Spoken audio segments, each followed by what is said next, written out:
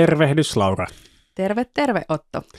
And terve to you all, our dear listeners, and welcome to the Spirit of Sauna podcast. So, some housekeeping first. Yes, so, for what sure. do we have planned for June? What do we have coming up? June is, of course, the midsummer celebration, and we mark it by hosting a forest and sauna retreat. Yeah, it's 22nd to 26th of June here at the Heritage Sauna, and it's the highlight of the year. Of course. Yeah, we go to the forests to gather some herbs and some material for the vihtas and so on. Yeah. And the forest is already blooming, and it's the first week of June, so we're going to have it nice and lush. Yes, it's going to be really blossoming and for a lot is catered for all the senses. And of course, we will be inviting the plants then to sauna. And there it is always where things get really interesting. Yeah. You know, from the big vast forest, when we bring them into this very intimate space. Yeah. That's when the magic really happens. Of course, it's already magical to get to spend that week in the forest, but then well, that's the reason why in general all the cultures have temples. It is very sort of, could I say, concentrated. You make you concentrate different elements into a structure, and that is a temple. And there's always the possibility to stay for the full 3 retreats. So we always recommend people to come to experience the yearly cycle here. But on the other hand, I understand that many people cannot have the 3 flights. So you can always do the 3 retreats in 2 weeks. Yeah. So that's 2 weeks of really immersive and it's life-changing, as many people said about that training. Yeah, you don't come out of it the same. Yeah, indeed. We can promise that. We can promise. Yes, and 2 weeks, it's quite intensive. And but definitely, if you want to dive deep, and there is, of course, I think we do recommend the 3 retreats because you get to experience different seasons and it's very different, and also you have time for the integration in between. But when you intensively dedicate 2 weeks out of your life to something, it has a chance to really do a little bit of rewriting into your system. Yeah, right, indeed, because we're going to talk about this in this episode, about sort of the unknown content of our mind, the unconscious or superconscious mind, and its relation to the sauna practices. And when we train sauna practitioners, so now we're decided on the word. We still have saunahealer.com. Yes. You can go and access the website to that, but we're slowly changing it to saunatus.com, and we're going to call it sauna practitioner. I do like healer, but it is also, on the other hand, for some people, it's not something that calls you as a word. So we don't want to get stuck into words, but one word we want to get stuck into is saunatus, and that's what we're doing. And slowly but surely, we're going to introduce this to the world. Yeah, we don't want to too much criticize English language, which is a great, amazing language, but it falls short. When it comes to sauna, it falls short. Indeed. So we cannot translate sauna, we cannot translate Löyly, and we have come to that conclusion that it's impossible to translate saunatus and saunottaja. So let's just call it what it is. Yeah, you cannot translate Shakespeare to Finnish, and we cannot translate our runes to English that well. So that's how it is. Yeah. But talking about the UK, where you spent now the last week, any news, any thoughts, feelings? How was it? Lots of thoughts and lots of feelings. Well, let's just say that these thoughts and feelings are from this spring, where I've had the pleasure to also visit Central Europe and sort of the... Yeah, was it in Bucharest? Right. Wonderful. They're also in a very different type of context, a big, huge spa complex. And these two... travelings have really given me a lot to think about, and sort of awoken many sort of, how would I call it, thought processes. And because it's always amazing pleasure and such a joy to get together with people who are all passionate about something, about the same topic. Right. So that just brings that sort of united feeling that we always long for. Yeah. So when people come together, people who are interested in similar topics, and especially because these both gatherings were gatherings of people who are actually practicing. Yeah, right. Everybody from their own angle, but everybody practicing the same. So obviously, the conversations go deep, and you have a lot of this sort of interactions that because certain levels are just removed when you share a passion. Yeah. So amazing journeys, and lots to learn. But also, I have to say that I've been through a little bit of culture shocks. Okay, yeah. Tell me more. That's interesting. Here in Sipoo, we are quite sheltered. Yeah, right. Always when you go out of home, you realize how well you have it. Yeah. So, it's not like you have a smoke sauna everywhere. There's no smoke sauna everywhere. There's no forest everywhere. Yeah, there's no grandmother's spruce to, lie under. Yeah, right. So things are very different, and also people are very different. Yeah.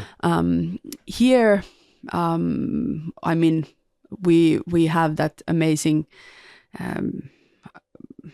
benefit, or we are like fortunate in that way that people who come here and train with us, and then maybe those who come and do some work for us, or then especially when we have our community days, there is certain basic principles that we agree on. Sort of the foundation what we found our work on. And especially, of course, amongst ourselves. Naturally, when you want to work with those who you share those like sort of the most foundational values and things like that. Mention a couple. Yeah. What do you mean, like with what kind of principles? For example, how we view tradition. Oh, right. How we Indeed, define a ritual. What would we consider as a sauna? Yeah. And my culture shock was a lot to do with this sort of things. For me, here we have the luxury of our little smoke sauna, which is very intimate, and then you enter into a huge arena. I would call it not a sauna. It's an arena. So, you enter with probably disco lights. No, some of them have. I think, and at least the boom boxes and things like that, and sort of. So for me, there's been a lot of this culture shock, and again, like realizing that people really live in different worlds. It's truly a different reality that many live in, and this has gotten me thinking, because then there was very interesting conversation about or conversations many about like how to define certain words, talking about different types of bathing cultures, sweat bathing cultures around the world, what is defined as sauna, what is defined as sweat bathing, and definitions of ritual, what can be called a ritual, what shouldn't be called a ritual, and also just sort of this sort of, I don't know how to pronounce that word, but cultural appropriation. It talks about that. Right. Yeah. So especially when it comes to this sort of reviving old traditions or ancient practices, that what is okay to do and what is not, and sort of what is a respectful way to do that. And it got me a lot to think that we really lack this conversation about worldview, and how much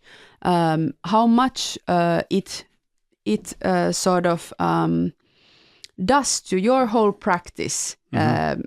What is your worldview? Yeah, indeed. And we talk about cultural appropriation, and we talk about defining words. Yeah. But I remain thinking that, hey, should we talk about that? Who is there defining those exactly. things? Yeah. Basic, like, I have two ways. Like you can do it the fancy way, or you can do it the simple way. Like the fancy way is what you're probably going to do in Norway in the autumn when you're invited to the Congress, where it was actually asked whether you could go through the philosophical foundations of the work of the interpretation we do. Yeah, that's epistemology. So you actually working from first principles about what the world is, and then you apply it to a sauna context, because you notice that these wisdom traditions used to have pretty similar kind of epistemology.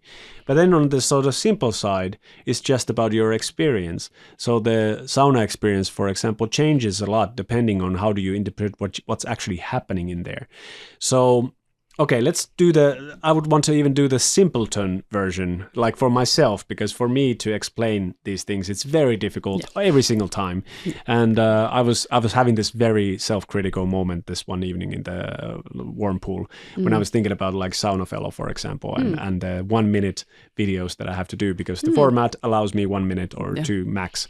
And how it actually might sound like elitist when I'm talking, this is the real thing and all. And my criticism of myself was just that it's that I maybe haven't been able to do a really concise sort of concentrated version of this sort of fancy world where I come from, because that's my education. I'm a philosopher by trade. So yeah, the sort of simpleton version for myself is that I actually have to invoke this word that is really scary for most people. God, for some reason, it's quite scary. Maybe it's the historical baggage or whatever. But for me, I can do the fancy version. I can say, the one mind behind everything, and that gives the bountiful world and all of that. But then the simpleton version is God.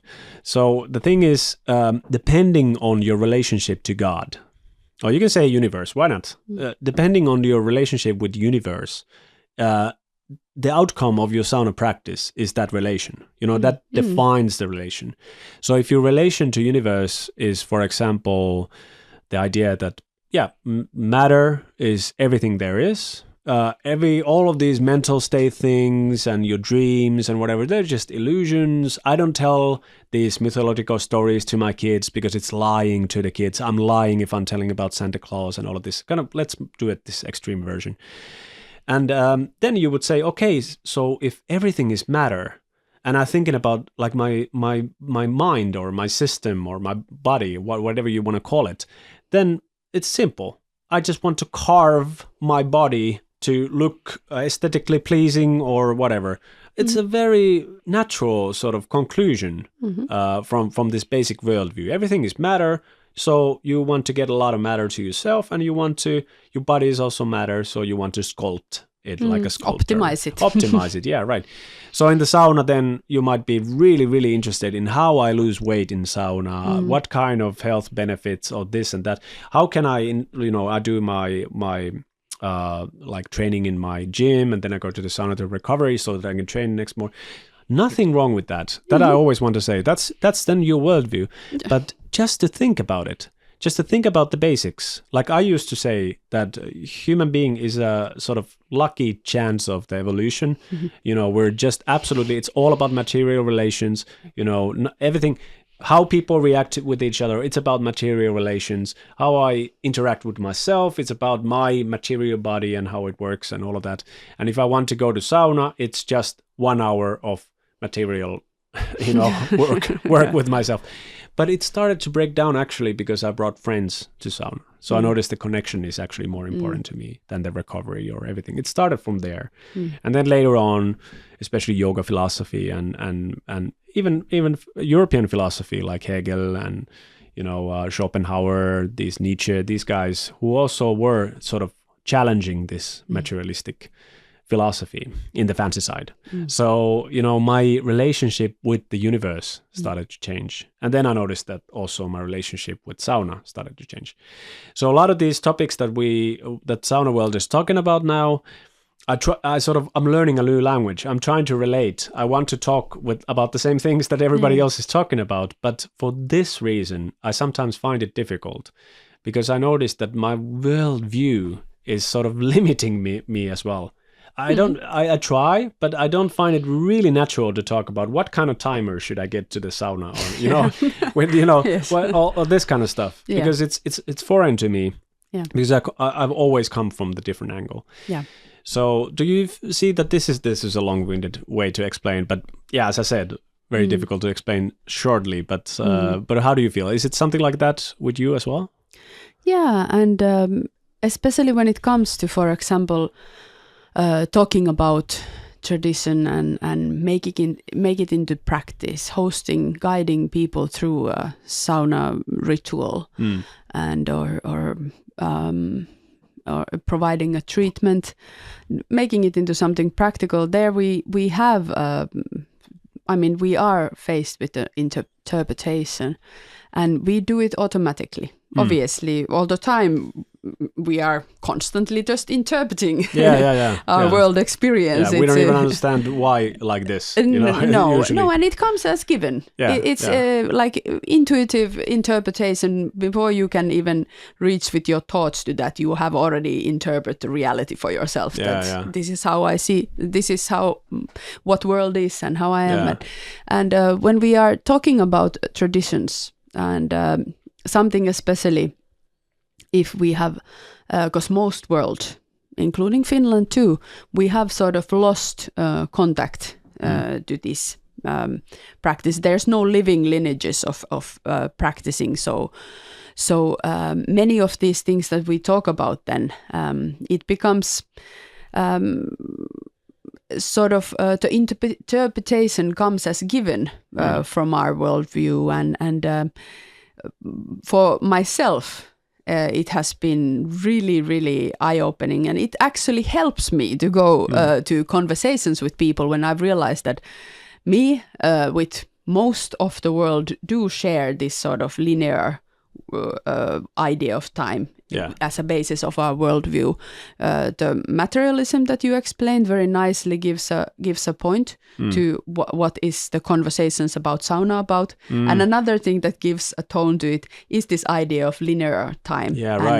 And linear everything. Linear everything. That everything is progressing, and we are progressing, and we are like obviously better than before. Exactly. Like it's like you don't even challenge. If you think about people in the 1920s, you think, oh, those backwards, stupid idiots, or even the 17th century, 1,000 years ago. And you don't even have to think that they're stupid idiots. They are just from behind. It's even if you have sort of respect, and I've noticed this with so many conversations, and also I really got to experience it now when I also participated in many rituals in these trips of mine.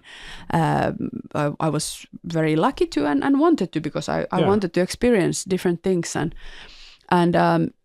there really it shows, even if you sort of how would I say, fancy the old days, or you are sort of attracted to the mythical way of being, and you maybe want the aesthetics of it, and symbolism of it, and maybe you're full of all these symbols and everything, and you make yourself and you talk all these words from mythology and take everything, but at the same time it comes through that filter of the linearity. Okay, that was sort of a little bit badly said, but what I mean is that it's given that in our practice we then take that idea that now we know better, now we have our science, but this is so cool, so I just take a little this and make it so exotic and nice, and that's where I started really thinking that this is actually not before we start getting interested in defining words, maybe we should take a moment and really, because for me personally, it has been really like, how would I say, the world that I had put together for myself was like shattered. And the pieces are slowly finding whole new world for themselves when started sort of realizing that, hey, actually, life is not linear, it's cyclical.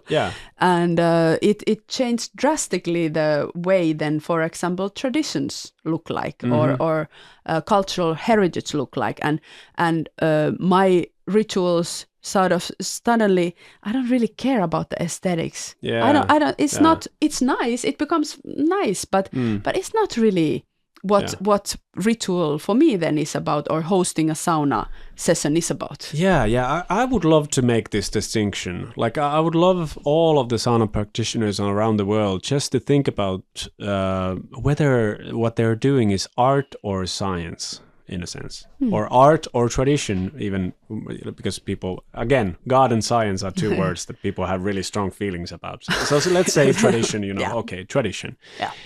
Because I do get it. Like most countries, like I guess people are starting to grasp how much we've lost. Yeah.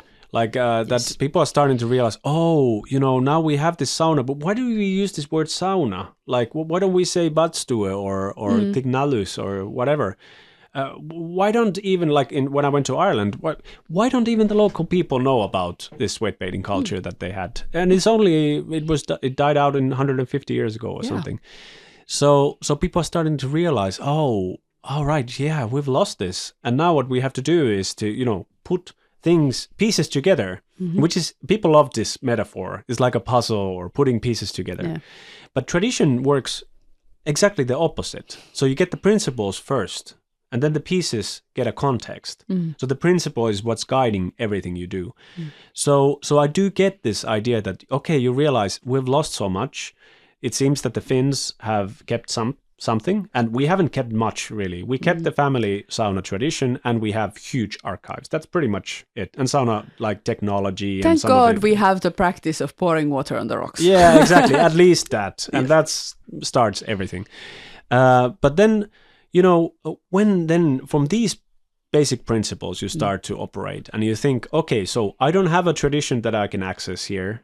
Maybe you're in, I don't know, Australia, which doesn't have a sauna culture. So you start to build a new one. So the first question you need to ask yourself is, exactly, do I want to do art? Or maybe I would add a third one.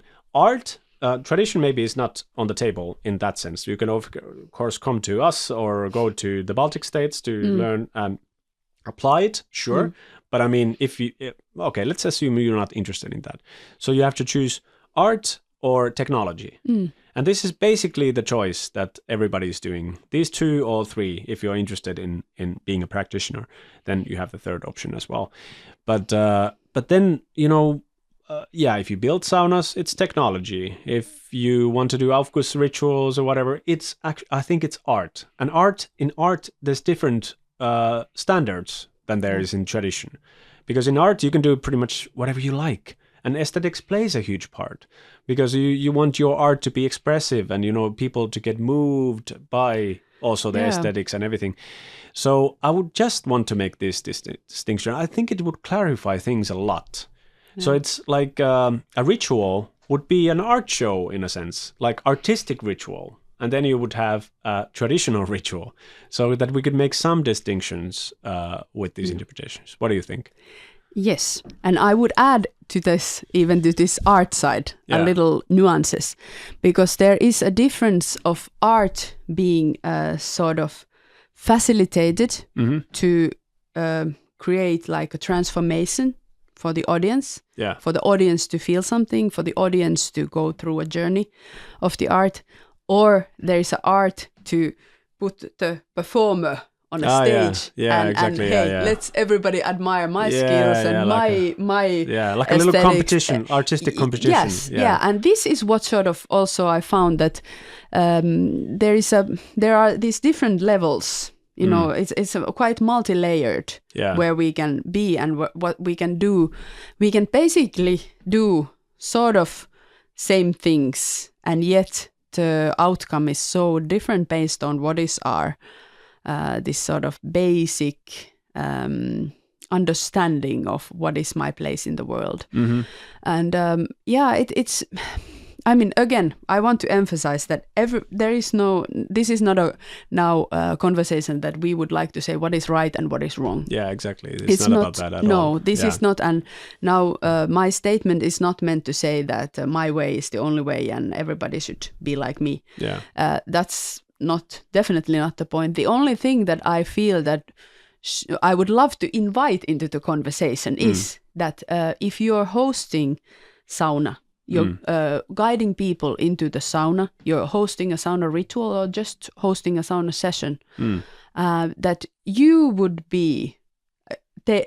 have taken a little pause to check, do that little check that what is my worldview, and if I, for example, want to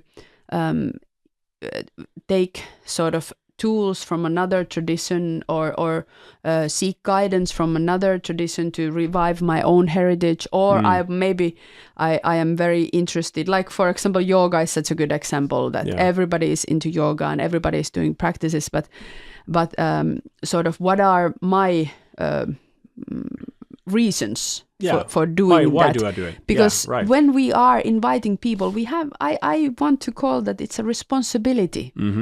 Because then people coming, if they come to see me perform and do a really nice, dance routine or whatever I would call them, what they do in the saunas or these arenas, hot arenas,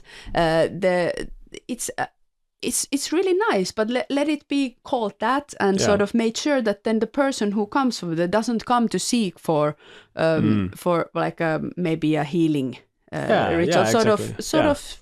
Just that it would be understood that this is the foundation I work, and I would love to also then more and more bring out also the foundations that we work, for example, on, and why our sauna practices or even our smoke sauna, because many times this question is asked: "What, you go to smoke sauna and it has concrete?" Why? Where are the logs? Where are the logs? And because it's not for us, that is not the most important thing. That what are the aesthetics? What are the external features? And same thing for me. Conversation about nakedness comes up so many times, and it's like, what is it? Is it right or wrong to have a towel or swimsuit? And should everybody be naked? And again, what is the reason? What is the sort of the worldview behind your nakedness, and what are you achieving with it? Oh man, this is a really good, like, because I think we're gonna do a little bit longer episode today because we have a lot to talk about, but let's start to shorten it anyway, because I know that probably there's some people listening who don't want to get the complicated philosophy, epistemology stuff, but that's a really good segue to that. Because, as told, materialism or physicalism is the de facto worldview of most people in the world. I've traveled to faraway villages in Nepal, and first thing you see is a liquor store, and you have people who are saying, "I'm like a machine," just how it is. There's great videos from Aboriginal cultures or like cultures that haven't been meeting human beings, and the research group goes there and they bring like gifts in plastic, blue and red and green plastic, cups, rice, and they're just absolutely fascinated. And you come after 1 year and they all have this Adidas stuff and, rotting teeth. So it happens so easy. It's really, really like, appealing to somebody who's lived, like, there's not so many tribes left who live, like, never contacted Western civilization before. So it's really appealing. It happens fast. Yeah. And in Europe, for example, it has happened throughout hundreds of years. Yeah. So we have the birth, like, I did my graduation thesis on the birth of the clinic, birth of the prison, birth of the faculty, the idea of you have to educate your children according to a curriculum so that they can perform in a factory in a certain way from 9 to 5 and all of this. So the past 500 years, we've had this sort of standardized knowledge, and standardized knowledge always requires a worldview that everybody shares. So it's a very practical project also, because it was in the middle of the industrialization, in the 17th and 18th century. You would need to educate these people. It was difficult to grow a city, countryside was growing. There was more and more people. So it was a practical necessity to build this kind of faculty. And nowadays, there's a certain way where most of us are grown up. We go to daycare, we go to school. In school, you've been taught physics, chemistry, and so on. In school, you go from class 1 to class 2 to 3, and so on. You get tested. All of this forms our worldview. Very few people are lucky enough to be born in a family of like tradition keepers or something like this. It's like just very rare to have this. So we sort of take this for granted. Maybe when we grow up, we're in 20s, 30s, we travel to India or South America, we have very strange and psychedelic experiences, and then we get this idea that there's a world out there which I don't know about, I want to study. And this is a really crucial point, because you might hear, if you go, say, South America, where many people, especially in the UK, I always talk about with the UK people about Colombia or, Peru or whatever.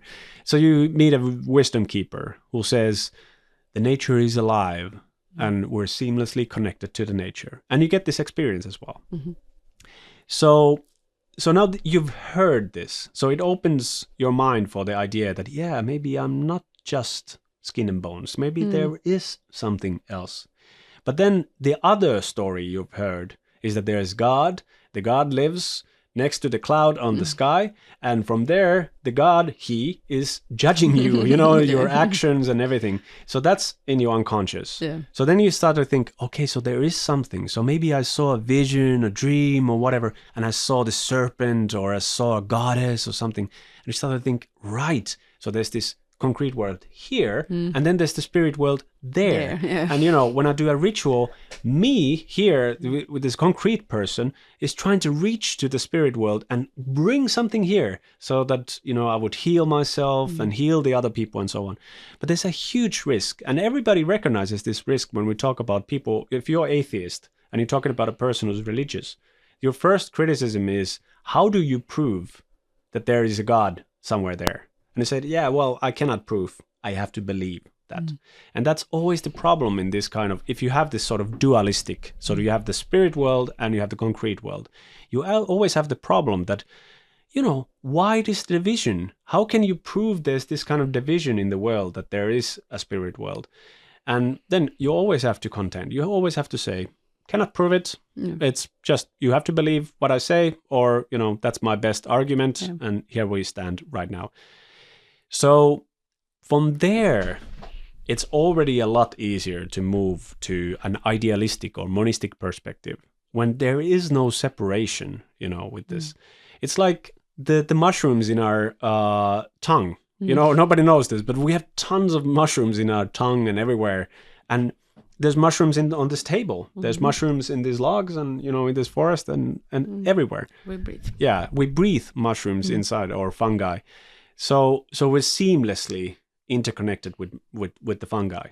So the ancient cultures, our interpretation, this sort of idealistic or monistic epistemology behind this, is that this is how the ancient people used to think. They used to think that not like, I'm here and the God is there and I have to do these rituals to say, please God, give me good food, give me good shelter, please, please.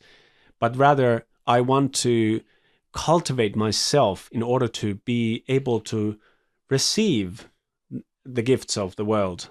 If I'm separating myself from the world, I'm all the time struggling. And sometimes we have to do it because it's survival mechanisms that then you separate. But only a fool would say that these survival mechanisms is everything there is.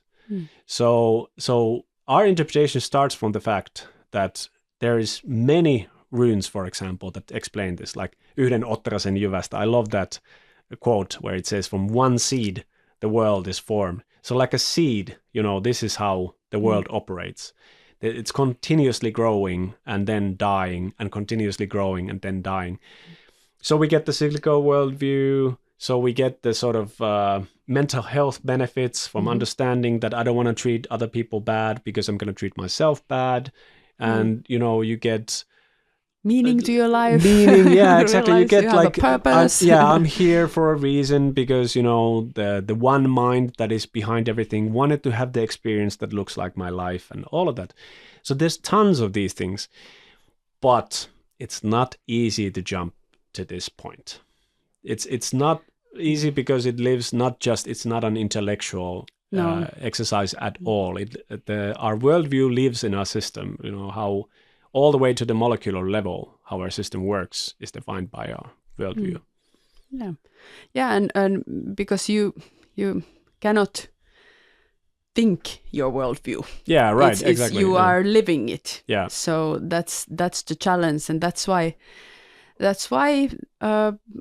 well, us Finns, we are very fortunate that we have Löyly. We still do that offering of water on the rocks and have and the fireplace where we go kneel in front of the fireplace and exactly and have that altar of the rocks that we perform our worship around and because this is sauna is just such a perfect example of this ancient eternal sort of practice. Ritual maybe is a better word even to be quite honest, that you always remind yourself about exactly what you described in and many words of that cyclical nature of life itself, like how pouring the water and how the Löyly arises and takes over and then slowly withers away and disappears just to be born again. And you don't have to just think it, you feel it. Yeah. You every time you remind each and every cell of yours about this breath of life of cosmos itself, and that makes a huge difference, and that's where our practices become very different. And that's why I was saying that before we start talking about defining words, let's define who is defining the words. Yes, indeed. Because if we understand sauna ritual like this, or we understand sauna ritual as a biohacking optimization, or we understand sauna ritual as a great way to entertain people by performing a very nice way, because I have witnessed now people who actually, for them, Löyly is just a side thing.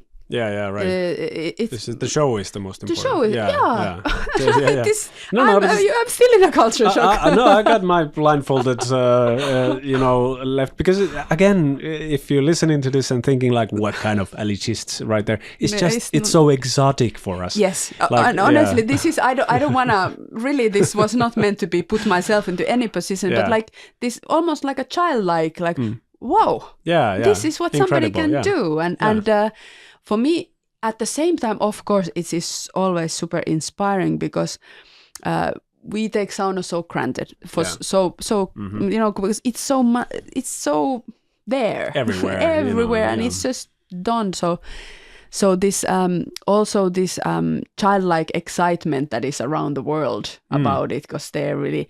Yeah. I always say it is like you have given children crayons and now they're going wild on the ceilings and walls and everywhere, and that's what's happening. But it's also inspiring that like that joy sort of comes. Oh wow, what amazing world of opportunities!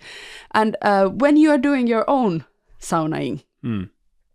Go crazy. Take those crayons and try everything. Yeah. But maybe more, and why it was beautiful to have these conversations with a lot of sauna people, and amazing conversations they were.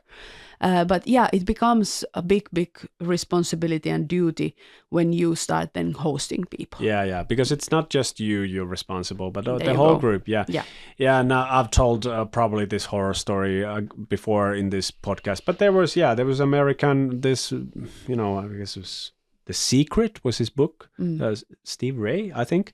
Yeah, anyway, but this guy like hosted a sauna ritual for 100 people in a sweat lodge, and a few people died. It's like there is things that can happen that you can actually get prepared to like face when you have a very solid foundation of what you're doing. And I come from the yoga world, and this is the same thing. Like everybody wants to do the Kundalini activation, whatever it means. Yeah.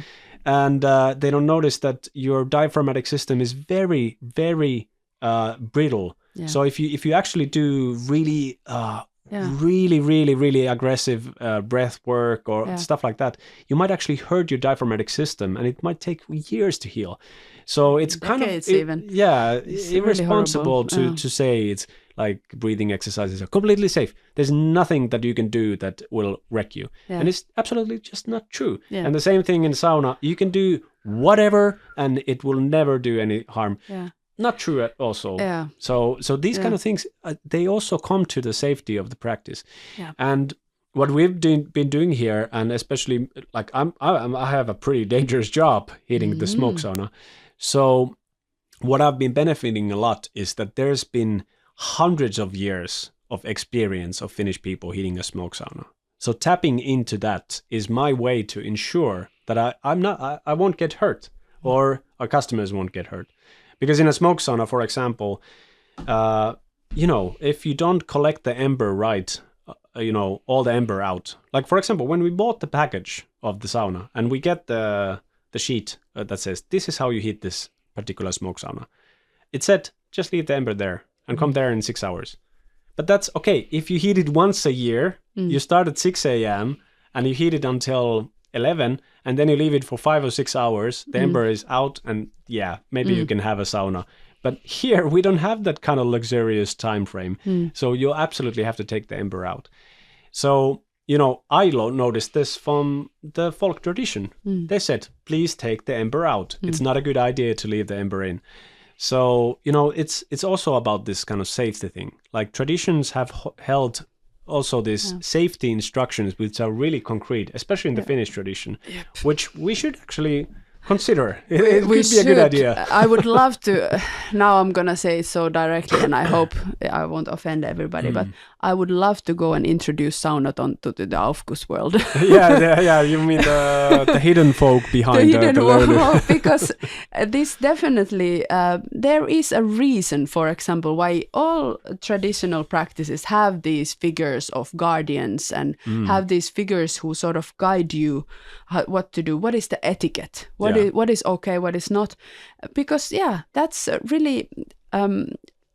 Like, again, the example of these children playing with the crayons, now there is a lot of that going on, that they're really climbing all sorts of ladders and doing really wild things. Whoa. And it's sometimes really I'm concerned, because like you said, our system is quite delicate and we are already on overload. Our current lifestyle is overloading us tremendously.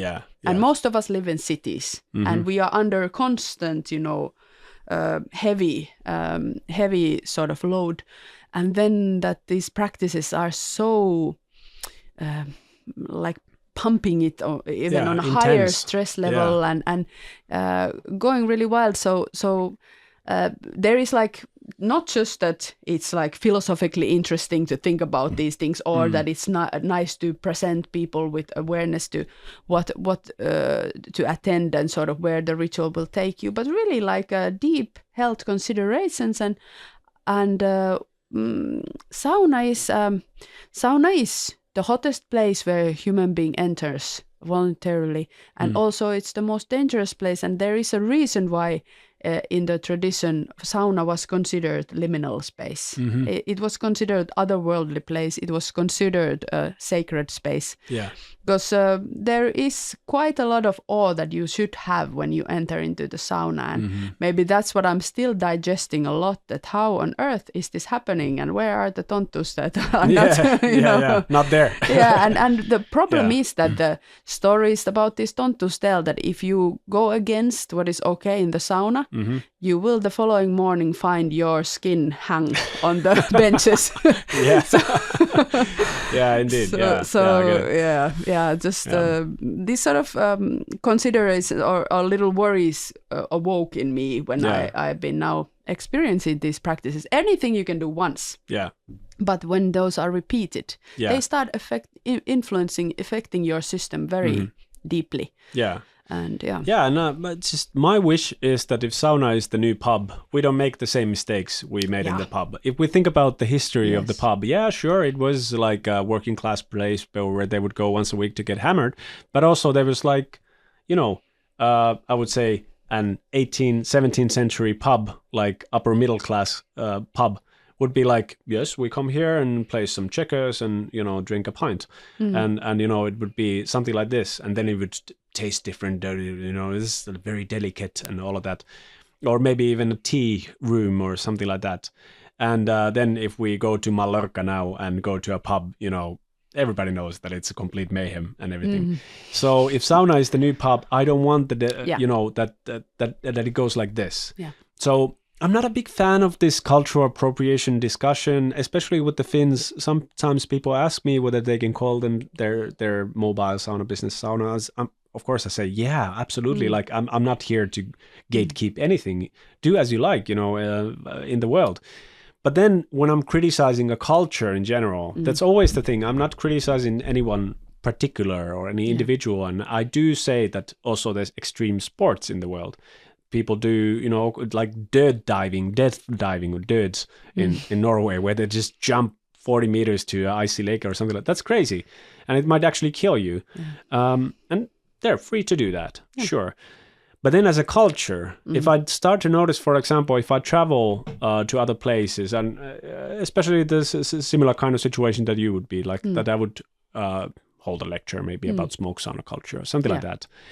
And then all the saunas where we go are very loud places, and you all the time have some, DJ there or something like that. And if this would be the only thing that is available, like that the culture would shift so much that like being silent in sauna would be like a rarity. I guess it is nowadays. That's what I hear from many public saunas owners, that you don't get quiet moments. And if the whole culture is like this, then I feel that something from the Finnish sauna has been stolen. Like that we don't get the original sort of, even in the family sauna tradition, the idea that you would have the silent moment. Like when you pour the Löyly and you have a big family, even then, like I have small kids who go to smoke sauna, even they get quiet because it's just so holy. So if we don't get this outside of the borders of Finland, then, I have a problem with this culture. But now, of course, we're not in that stage. There's multifarious different kinds of ways to express. And I love the fact that there's a lot of people who would want to return to the sort of Finnish roots of the Finnish tradition. And a lot of people who say that there's a lot that they can learn from this. And like in our retreats, I love when we have these endless discussions, on the sauna benches, driving the car and whatever. And then we talk usually about these same topics all the time. And that's when I would feel grateful. Somebody travels from the other side of the world. We have this perspective, which we love to share with people. And these people come to learn with us, about this. And then maybe we can revive also this perspective. So then we would have, in the ideal situation, I think it could be something like, maybe Yoga World would be an example. That yes, you have a minority of yoga systems which are very traditional and don't have this baggage of the modern world, which is cults and, gym culture and all of that, which has been Olympics. Yoga is an Olympic sport nowadays and all of that. So we would have this sort of plurality of the cultures. And of course, I'm a little bit biased. I would want this perspective, the saunotus perspective, to be the sort of core of the ritual. Of course, why not? It's an interesting form of theater. Why not? But I don't actually think it has too much to do with sauna in itself. It could be done in a cold room, I think, also like the maneuvers and all of that. And German art form, German form of theater, why not? But when it comes to the sort of real ritual, the one that actually brings you closer to the sort of cyclical worldview, the worldview that sees the world as alive, this monistic, idealistic worldview, I would love to see that more. And that's the most interested I'm actually about the Irish with the Tignalus culture. Would be lovely to see these people in Ireland reviving this, or in Mesoamerica, or North America, this sweat lodge culture, which still lives and is very close to this. So I would want these cultures to have the momentum that now, like I do know that this, for example, Native Americans in the States, they do hold these ceremonies, but it's not like 200 people in some shitty tent. It's small groups, and they want to make sure that people really take this seriously. It's a serious ritual, not something that you do for entertainment.